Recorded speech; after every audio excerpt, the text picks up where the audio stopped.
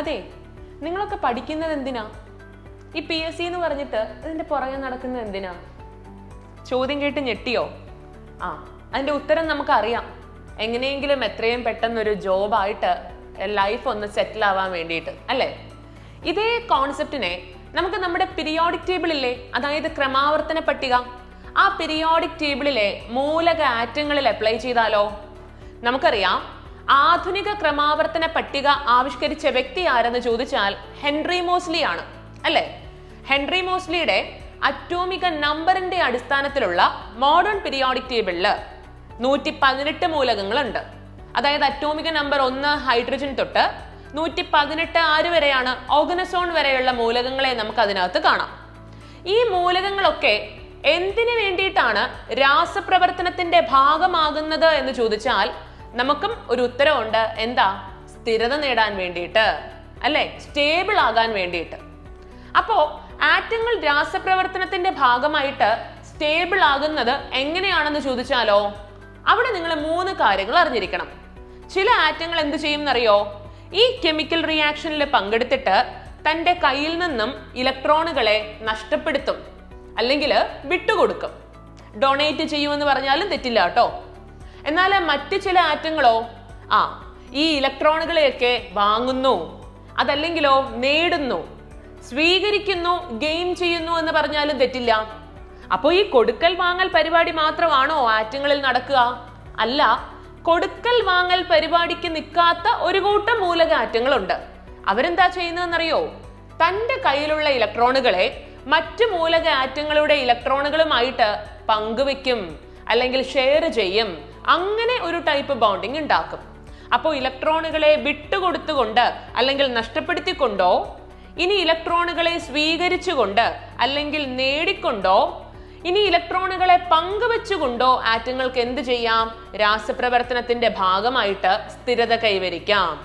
ഇനി എന്തിനാ ഇലക്ട്രോണുകളെ ഈ കൊടുക്കൽ വാങ്ങൽ പങ്കുവെക്കൽ പരിപാടിക്കൊക്കെ വിധേയമാകുന്നത് അല്ലെങ്കിൽ ആക്കുന്നത് എന്ന് ചോദിച്ചാൽ നിങ്ങൾക്ക് ഉത്തരവുണ്ടോ? നമ്മൾ ഈ സ്റ്റേബിൾ ആകാനെന്ന് പറഞ്ഞില്ലേ? പീരിയോഡിക് ടേബിളിലെ ആറ്റങ്ങളില് സ്റ്റെബിലിറ്റി എന്ന കണ്ടീഷൻ എങ്ങനെയാണെന്നറിയോ? ഏതൊരു ആറ്റത്തിന്റെയും ഔട്ടർ മോസ്റ്റ് ഷെല്ലില് അല്ലെങ്കിൽ ബാഹ്യതമ ഷെല്ലില് എത്ര ഇലക്ട്രോണുകൾ വരണമെന്ന് നിങ്ങൾക്കറിയോ? 8 ഇലക്ട്രോണുകൾ വരണം. അതായത് ആ ആറ്റം എന്ത് പൂർത്തിയാക്കണം? അഷ്ടകം പൂർത്തിയാക്കണം. എന്ന് വെച്ചാലോ ഒക്ടറ്റ് കംപ്ലീറ്റ് ആക്കണം. അങ്ങനെ ഒക്ടറ്റ് കംപ്ലീറ്റ് ആക്കിയിട്ടുണ്ടെങ്കിൽ, അതായത് ബാഹ്യതമ ഷെല്ലില് 8 ഇലക്ട്രോണുകൾ അച്ചീവ് ചെയ്യാൻ കഴിഞ്ഞിട്ടുണ്ടെങ്കിൽ ആറ്റം എന്താകുന്നു എന്ന് നമുക്ക് പറയാം? സ്റ്റേബിൾ ആകുന്നു എന്ന് പറയാം. എന്നാൽ പീരിയോഡിക് ടേബിളിലെ എല്ലാ മൂലകങ്ങൾക്കും ഇതൊരു കണ്ടീഷൻ ആണോ, അല്ലെങ്കിൽ ഈ കണ്ടീഷൻ സാറ്റിസ്ഫൈ ചെയ്യണോ എന്ന് ചോദിച്ചാൽ എന്താ ഉത്തരം? അറ്റോമിക നമ്പർ 1 ഹൈഡ്രജനെ നിങ്ങൾക്ക് അറിയില്ലേ? അവന് എങ്ങനെയാ 8 ഇലക്ട്രോൺ ആകാൻ പറ്റുക? അറ്റോമിക് നമ്പർ 2 ഹീലിയത്തിനെ അറിയില്ലേ? അവൻ എങ്ങനെയാ 8 ഇലക്ട്രോൺ ആകാൻ പറ്റുക? അപ്പോ ഓർത്തു വെക്കണം, ഹൈഡ്രജൻ, ഹീലിയം തുടങ്ങിയ മൂലകങ്ങളുടെയൊക്കെ പ്രത്യേകത എന്താ? അവർക്ക് ആകെ ഒരു ഷെല്ലല്ലേ ഉള്ളൂ. അപ്പോ അതിൽ ഉൾക്കൊള്ളിക്കാൻ പറ്റുന്ന പരമാവധി ഇലക്ട്രോണുകളെ ഉൾക്കൊള്ളിക്കുക, അങ്ങനെ സ്റ്റേബിൾ ആകുക. എന്നാൽ ജനറൽ കോൺസെപ്റ്റ് ആണ് ഞാൻ ഈ പറഞ്ഞത്. അതായത് ഒരു ആറ്റത്തിന് സ്ഥിരത നേടണമെങ്കിൽ അവന്റെ ബാഹ്യതമ ഷെല്ലില് 8 ഇലക്ട്രോണുകൾ എന്ന് പറയുന്ന കണ്ടീഷൻ അച്ചീവ് ചെയ്യണം, അഥവാ അവൻ ഒക്ടറ്റ് പൂർത്തിയാക്കണം. ഇനി പീരിയോഡിക് ടേബിളിലെ എല്ലാ മൂലക ആറ്റങ്ങളും ഇതിനു വേണ്ടിയിട്ട് രാസപ്രവർത്തനത്തിന്റെ ഭാഗമാകുന്നുണ്ടോ എന്ന് ചോദിച്ചാൽ എന്താ നിങ്ങളുടെ ഉത്തരം? ഒന്ന് ആലോചിച്ച് നോക്കിക്കേ. ഉണ്ടോ? ഇല്ല. നമ്മുടെ 18ാം ഗ്രൂപ്പ് മൂലകങ്ങളില്ലേ, അലസവാതകങ്ങൾ അല്ലെങ്കിൽ ഉത്കൃഷ്ടവാതകങ്ങൾ, ഇനി കുലീനവാതകങ്ങൾ, അപൂർവവാതകങ്ങൾ, നിഷ്ക്രിയവാതകങ്ങൾ, ഈ പേരുകളിലൊക്കെ അറിയപ്പെടുന്നത്, അവരുടെ പ്രത്യേകത എന്താ? അവിടെ ഹീലിയം എന്ന് പറയുന്ന മൂലകത്തിന് അഷ്ടകം പൂർത്തിയാക്കാൻ കഴിയില്ല, പക്ഷെ ആള് സ്റ്റേബിൾ ആണ്. 2 ഇലക്ട്രോണുകൾ ഉണ്ടല്ലോ ഒരു ഷെല്ലില്, ആദ്യത്തെ ഷെല്ലില്, അതുകൊണ്ട് ആള് സ്റ്റേബിളാ. അതുപോലെ ബാക്കി മൂലകങ്ങളെ നമുക്ക് നോക്കിയാൽ നിയോൺ, ആർഗൺ, ക്രിപ്റ്റോൺ, സെനോൺ, റെഡോൺ, ഓർഗനസോൺ, ഇവരുടെയൊക്കെ പ്രത്യേകത എന്താണെന്നറിയോ? അവരൊക്കെ ഏകാറ്റോമിക തന്മാത്രകളാണെന്ന് നമുക്കറിയാം. അവരുടെയൊക്കെ ബാഹ്യതമ ഷെല്ലില് അഷ്ടക സംവിധാനം കൈവരിച്ച് സ്ഥിരത നേടിയവരാണ്. അതുകൊണ്ട് തന്നെ 18ാം ഗ്രൂപ്പ് മൂലകങ്ങൾക്ക് ഇനി ഒരു രാസപ്രവർത്തനത്തിന്റെ ഭാഗമാകേണ്ട ആവശ്യം വരുന്നില്ല. അതുകൊണ്ട് ഈ കൊടുക്കൽ വാങ്ങൽ പങ്കുവെക്കൽ പരിപാടിയിൽ നമുക്ക് ആരെ കൂട്ടണ്ട, 18ാം ഗ്രൂപ്പുകാരെ കൂട്ടണ്ട, അങ്ങ് ഒഴിവാക്കിയേക്കാം കേട്ടോ. ഇനി ഞാൻ പറയാൻ പോകുന്ന കാര്യങ്ങൾ ശ്രദ്ധിച്ചോണേ. നമ്മുടെ പീരിയോഡിക് ടേബിളിൽ കാണപ്പെടുന്ന ഈ 118 മൂലകങ്ങളെ അവസ്ഥയെ അടിസ്ഥാനമാക്കി എങ്ങനെയൊക്കെ തരംതിരിക്കാമെന്ന് ചോദിച്ചാൽ നിങ്ങൾക്കറിയാം, ഖരാവസ്ഥയിലുള്ള മൂലകങ്ങൾ അതിലില്ലേ, ദ്രാവകാവസ്ഥയിലുള്ള മൂലകങ്ങളും ഇല്ലേ, അതുപോലെ വാതകാവസ്ഥയിലുള്ള മൂലകങ്ങളും ഉണ്ട്. അപ്പോ ഖരം, ദ്രാവകം, വാതകം അങ്ങനെ 3 രീതിയിൽ ക്ലാസിഫൈ ചെയ്യാം. സോഡിയം ഖരാവസ്ഥയിലുള്ള മൂലകത്തിന് ഉദാഹരണമാണല്ലേ. മെർക്കുറി ആണെങ്കിൽ ദ്രാവക ലോഹമാണെന്നറിയാം. Hydrogen, helium, nitrogen, chlorine, oxygen ഒക്കെ എന്താണ്, വാതകങ്ങളാണെന്ന് നമുക്കറിയാം. എന്നാൽ ഇതല്ലാതെ മറ്റൊരു ക്ലാസിഫിക്കേഷൻ നമ്മൾ പഠിച്ചിട്ടുണ്ട്. എന്താ അത്? പീരിയോഡിക് ടേബിളിലുള്ള മൂലകങ്ങളെ നമുക്ക് വീണ്ടും 3ആയിട്ട് വർഗീകരിക്കാം അവയുടെ ഗുണങ്ങളുടെ അടിസ്ഥാനത്തിൽ. എന്തൊക്കെയാന്ന് പറഞ്ഞു തരട്ടെ. ലോഹങ്ങൾ മെറ്റൽസ്, പിന്നെ അലോഹങ്ങൾ നോൺ മെറ്റൽസ്, പിന്നെ ഉണ്ട് ഉപലോഹങ്ങൾ മെറ്റലോയിഡ്സ് എന്ന പേരിൽ അറിയപ്പെടുന്നു കേട്ടോ. അപ്പോ ഈ മെറ്റൽസും നോൺ മെറ്റൽസും മെറ്റലോയിഡ്സും എന്തൊക്കെയാണെന്ന് നമുക്കൊന്ന് നോക്കാം. അപ്പോ നമുക്ക് ഈ ലോഹങ്ങൾ എന്താണെന്ന് നോക്കിയാലോ. രാസപ്രവർത്തനത്തിൽ പങ്കെടുത്തുകൊണ്ട് ഇലക്ട്രോണുകളെ നഷ്ടപ്പെടുത്തി അല്ലെങ്കിൽ ഇലക്ട്രോണുകളെ വിട്ടുകൊടുത്ത് പോസിറ്റീവ് അയോണായി മാറാനുള്ള കഴിവിനെ വിളിക്കുന്ന പേരെന്താണെന്ന് നിങ്ങൾക്കറിയോ? അതാണ് ഇലക്ട്രോ പോസിറ്റിവിറ്റി. അപ്പോൾ ചിന്തിക്കണം, ഒരാറ്റം തന്റെ കയ്യിൽ നിന്നും ഇലക്ട്രോണുകളെ നഷ്ടപ്പെടുത്തിയാൽ, ഇലക്ട്രോൺ എന്ന് വെച്ചാൽ നെഗറ്റീവ് ചാർജുള്ള കണമല്ലേ, അപ്പൊ നെഗറ്റീവ് ചാർജുള്ള ഇലക്ട്രോൺ പോയാൽ നെഗറ്റീവിന്റെ അഭാവം, the lack of negative charge, the deficiency of negative charge എന്തായിട്ടാ കാണിക്കുക? പോസിറ്റീവ് ആയിട്ടല്ലേ കാണിക്കുക. അങ്ങനെ ഒരു ആറ്റത്തിന് ഇലക്ട്രോണിനെ നഷ്ടപ്പെടുത്തി അല്ലെങ്കിൽ ഇലക്ട്രോണിനെ വിട്ടുകൊടുത്ത് പോസിറ്റീവ് ചാർജ് ഉള്ള അയോണായി മാറാനുള്ള കഴിവിനെ വിളിക്കുന്ന പേരാണ് ഇലക്ട്രോ പോസിറ്റിവിറ്റി. ആ പോസിറ്റീവ് അയോണ് എന്ന് എടുത്തെടുത്ത് പറയുന്നതിന് പകരം നമുക്കതിനെ കാറ്റയോൺ എന്ന ഒറ്റ വാക്കുകൊണ്ട് വിളിക്കാം. ഇതുപോലെ രാസപ്രവർത്തനത്തിൽ പങ്കെടുത്തുകൊണ്ട് ഇലക്ട്രോണിനെ സ്വീകരിച്ച് അല്ലെങ്കിൽ ഇലക്ട്രോണിനെ നേടി.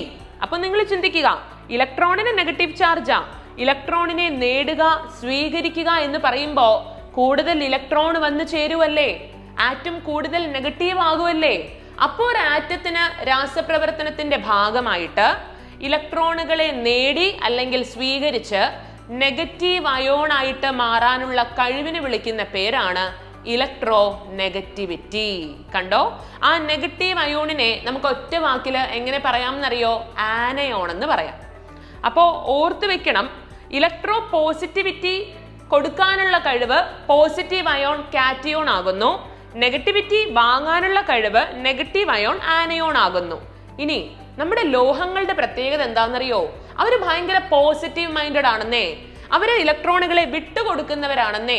അപ്പൊ ലോഹങ്ങൾ ഇലക്ട്രോ പോസിറ്റീവ് മൂലകങ്ങൾ എന്നറിയപ്പെടുന്നു. പഠിച്ചു വെക്കുക, രാസപ്രവർത്തനത്തിന്റെ ഭാഗമായിട്ട് കയ്യിൽ നിന്നും ഇലക്ട്രോണുകളെ എന്ത് ചെയ്യുന്നു? നഷ്ടപ്പെടുത്തുന്നു. അതേ സ്ഥാനത്ത് ഈ ലോഹങ്ങൾ കൊടുക്കുന്ന ഇലക്ട്രോണുകളെ വാങ്ങാൻ ആരെങ്കിലും വേണ്ടേ? അലോഹങ്ങൾ, അതായത് നമ്മുടെ നോൺ മെറ്റൽസ് ഉണ്ടല്ലോ, അവരൊക്കെ പൊതുവെ എന്താണ്? ഇലക്ട്രോ നെഗറ്റീവ് മൂലകങ്ങളാണ്. എന്ന് വെച്ചാൽ എന്താ? കെമിക്കൽ റിയാക്ഷനിൽ പങ്കെടുത്തിട്ട് ഇലക്ട്രോണുകളെ നേടുന്നു, അതല്ലെങ്കിൽ സ്വീകരിക്കുന്നു. കണ്ടോ? അപ്പോ ലോഹങ്ങളുടെയും അലോഹങ്ങളുടെയും സ്വഭാവം കാണിക്കുന്ന ഒരു കൂട്ടം മൂലകങ്ങളെ നമ്മൾ വിളിക്കുന്ന പേരാണ് മെറ്റലോയിഡ്സ് അല്ലെങ്കിൽ ഉപലോഹങ്ങൾ എന്ന് നിങ്ങൾ പഠിച്ചു വെക്കുക. അപ്പൊ മാറിപ്പോവരുതേ, ഇലക്ട്രോ പോസിറ്റീവ് മൂലകം അത് ലോഹം, ഇലക്ട്രോ നെഗറ്റീവ് മൂലകം അലോഹം. കൊടുക്കുന്നതും വാങ്ങുന്നതും മാറിപ്പോവാതെ നിങ്ങൾ പഠിച്ചു വെച്ചേക്കണം. ആ കോൺസെപ്റ്റ് ക്ലിയർ ആണെന്ന് കരുതുന്നു. ഇനി ഇവിടെ പലർക്കും ഉണ്ടാകുന്ന കൺഫ്യൂഷൻ ആണ് ഈ ഓക്സീകരണവും നിരോക്സീകരണവും. പോയിന്റ് എന്താന്ന് പറഞ്ഞു തരട്ടെ. ഒരാറ്റം ഇലക്ട്രോണിനെ നഷ്ടപ്പെടുത്തുന്ന പ്രവർത്തനം എന്ത് പേരിൽ അറിയപ്പെടുന്നു? അതിന് നമുക്ക് ഓക്സീകരണം അല്ലെങ്കിൽ ഓക്സിഡേഷൻ എന്ന പേരിട്ട് വിളിക്കാം. അതുപോലെ ആറ്റം ഇലക്ട്രോണിനെ സ്വീകരിക്കുന്ന പ്രവർത്തനം എന്ത് പേരിൽ അറിയപ്പെടുന്നു? അതിനെ നിരോക്സീകരണം അല്ലെങ്കിൽ റിഡക്ഷൻ എന്ന പേരിട്ട് വിളിക്കാം. അപ്പോ നേരത്തെ പറഞ്ഞതും ഇതും കൂടി കൺഫ്യൂഷൻ ആവരുത്. ഇതാണ് നമ്മുടെ മാർക്ക് പോകുന്ന ഏരിയ. ശ്രദ്ധിക്കുക, ആറ്റത്തിന് ഇലക്ട്രോണിനെ വിട്ടുകൊടുക്കാനുള്ള കഴിവ്, ദ എബിലിറ്റി, ആ കപ്പാസിറ്റി, അതിന് പറയുന്ന പേരാണ് ഇലക്ട്രോ പോസിറ്റിവിറ്റി. അതുപോലെ ഇലക്ട്രോൺ വിട്ടുകൊടുക്കുന്ന പ്രവർത്തനം എന്ത് പേരിൽ അറിയപ്പെടുന്നു? ഓക്സീകരണം, ഓക്സിഡേഷൻ. ഇനി ആറ്റത്തിന് ഇലക്ട്രോണിനെ സ്വീകരിക്കാനുള്ള കഴിവിന് വിളിക്കുന്ന പേര്, കപ്പാസിറ്റി അല്ലെങ്കിൽ എബിലിറ്റി അറിയപ്പെടുന്ന പേരാണ് ഇലക്ട്രോ നെഗറ്റിവിറ്റി. എന്നാൽ ആറ്റം ഇലക്ട്രോണിനെ സ്വീകരിക്കുന്ന പ്രവർത്തനം എന്തു പേരിൽ അറിയപ്പെടുന്നു? റിഡക്ഷൻ, അതല്ലെങ്കിൽ നിരോക്സീകരണം എന്ന പേരിൽ അറിയപ്പെടുന്നു. അപ്പോൾ മാറിപ്പോവരുതേ, ലോഹങ്ങൾ ഇലക്ട്രോ പോസിറ്റീവ് ആണ്, അലോഹങ്ങൾ ഇലക്ട്രോ നെഗറ്റീവ് ആണ്. കൊടുത്താൽ പോസിറ്റീവ് അയോണ് കാറ്റയോണ്, വാങ്ങിയാൽ നെഗറ്റീവ് അയോണ് ആനയോണ്. അപ്പോ വേറൊരു കോൺസെപ്റ്റ് നിങ്ങൾ കേട്ടിട്ടുണ്ടാവും അല്ലേ, ഈ ആനോഡും കാഥോഡും. ചിലയിടത്തൊക്കെ നിങ്ങൾ പഠിച്ചിട്ടുണ്ടാകും ആനോഡ് പോസിറ്റീവ്, കാഥോഡ് നെഗറ്റീവ്. വേറെ ചിലയിടത്തൊക്കെ നിങ്ങൾ പഠിച്ചു കാണും ആനോഡ് നെഗറ്റീവ്, കാഥോഡ് പോസിറ്റീവ്. അതെന്താ അങ്ങനെ? യെസ്, അത് നമുക്ക് പഠിക്കണം. വൈദ്യുത രാസ സെല്ലുകൾ അല്ലെങ്കിൽ ഇലക്ട്രോ കെമിക്കൽ സെൽസ് എന്ന് പറയുന്ന ഭാഗവുമായി ബന്ധപ്പെടുത്തി. അപ്പോ ആനോഡും കാഥോഡും പോസിറ്റീവും നെഗറ്റീവും കോൺസെപ്റ്റുകളായിട്ട് നമുക്ക് മറ്റൊരു വീഡിയോയിൽ കാണാം.